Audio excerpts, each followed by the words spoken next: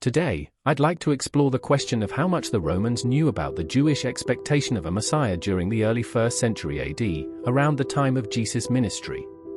This period is one of dramatic tension, culturally, politically, and religiously, and it's worth considering what the dominant imperial power of the age, Rome, actually understood about the religious hopes of one of its most difficult provinces, Judea. By the early 1st century, it was no secret among educated Romans that the Jewish people were expecting someone. This expectation was deeply rooted in their scriptures, traditions, and identity. The concept of a Messiah, meaning anointed one, had taken on various forms among Jewish groups. Some envisioned a military leader who would overthrow foreign powers and restore the Davidic kingdom. Others expected a priestly figure, or even a cosmic savior who would bring divine renewal. While not every Jewish group believed the same thing, the core idea of a coming figure chosen by God had become central, especially in response to centuries of oppression and exile. From the Roman perspective, these expectations seemed strange, but they weren't entirely unknown. Roman authorities had become increasingly aware of Jewish customs, beliefs, and prophecies over the course of the previous century.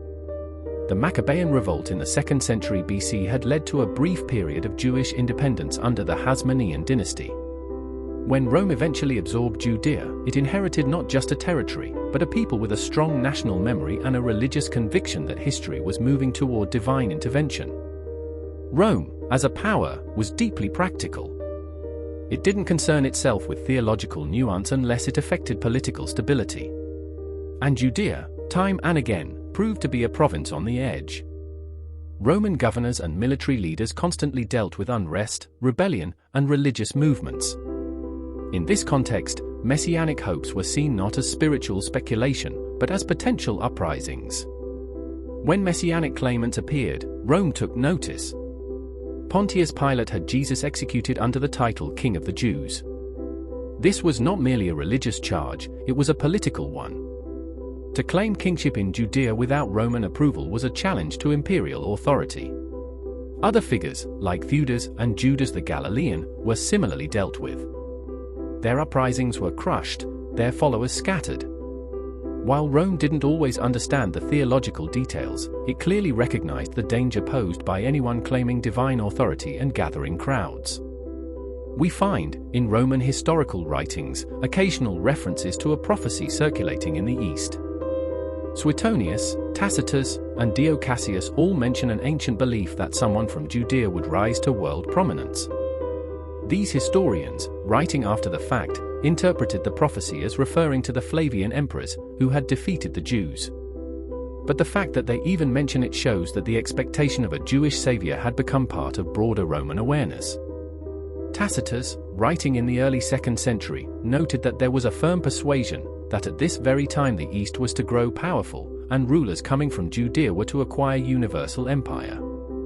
Even if Romans misunderstood the religious content, they understood the tension and potential embedded in Jewish prophetic hopes.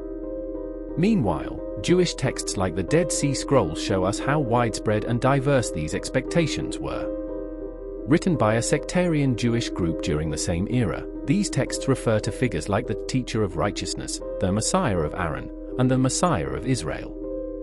While these writings were not Roman, they reflect the same climate that Roman officials had to contend with, a region alive with religious anticipation and revolutionary undercurrents. Even the Emperor Caligula, known for his madness, seemed to grasp the symbolic power of Judea. His attempt to place a statue of himself in the Jerusalem temple triggered near revolt. This shows that both Jews and Romans understood just how sensitive and explosive Jewish religious expectations could be. In short, while most Romans didn't grasp the full theological meaning of the Messiah figure, those in positions of power knew that the Jews were expecting someone, a leader, a redeemer, a king.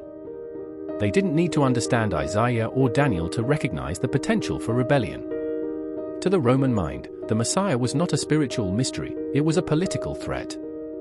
And that is why, even from the halls of imperial Rome, the echoes of Jewish prophecy could be heard, not with reverence, but with concern.